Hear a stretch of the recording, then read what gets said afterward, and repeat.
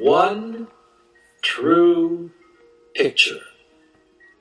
As the first program in a series of programs on the power of the written word, during this month of March 2011, the Richard Wright Center for the Written Word is remembering and honoring the contributions of Jewish Americans to the American Civil Rights Movement.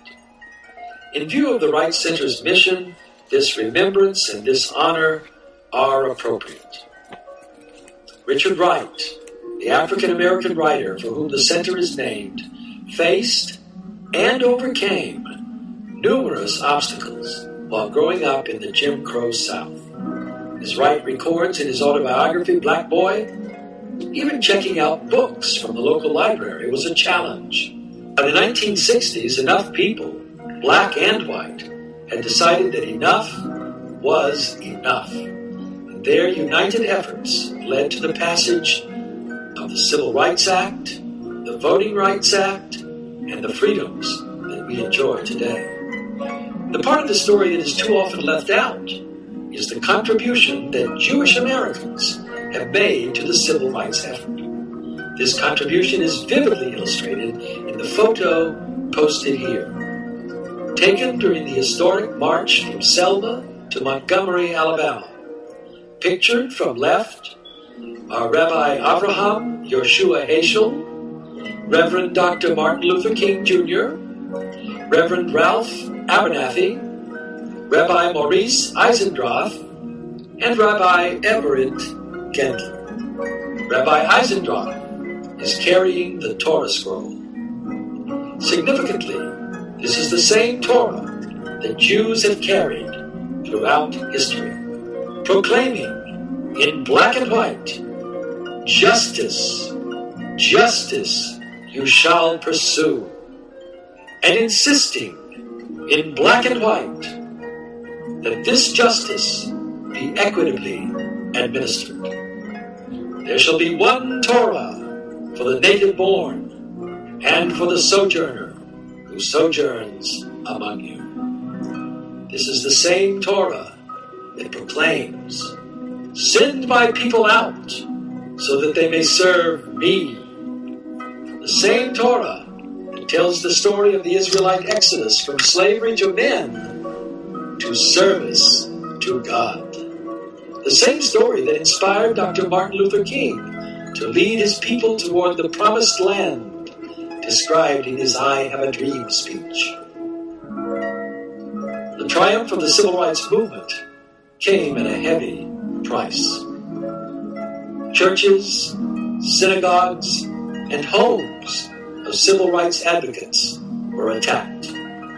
Here in Jackson, Mississippi, Rabbi Perry Nussbaum's home and synagogue were bombed. 3 civil rights workers, 2 of them Jewish Americans, and 1 of them an African American, paid the ultimate price. Andrew Goodman, Michael Schwerner, and James Chaney were murdered in Philadelphia, Mississippi. Dr. King also paid the ultimate price. Why was such hatred poured out against these and others in the movement?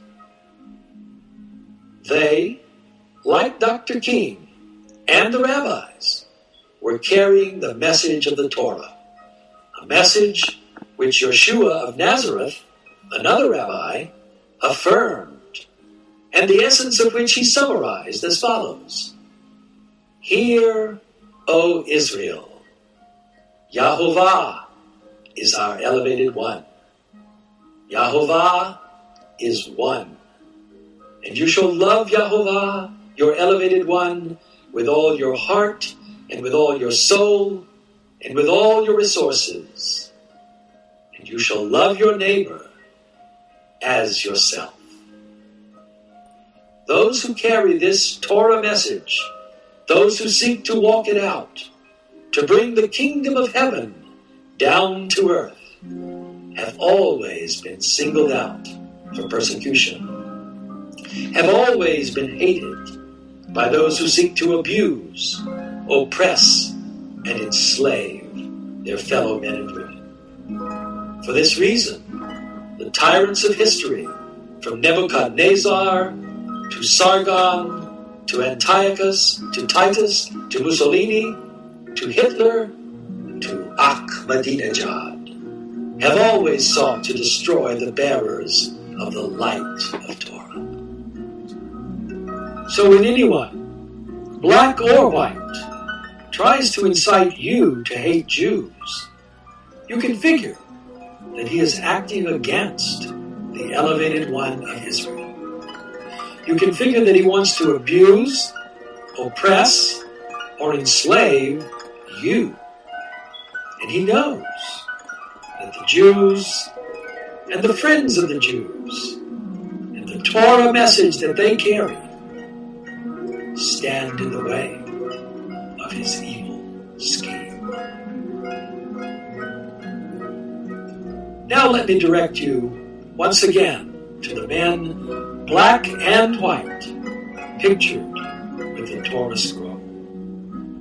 These are righteous men. You have heard the story. You have seen the photo. May one true picture refute 1,000 lies.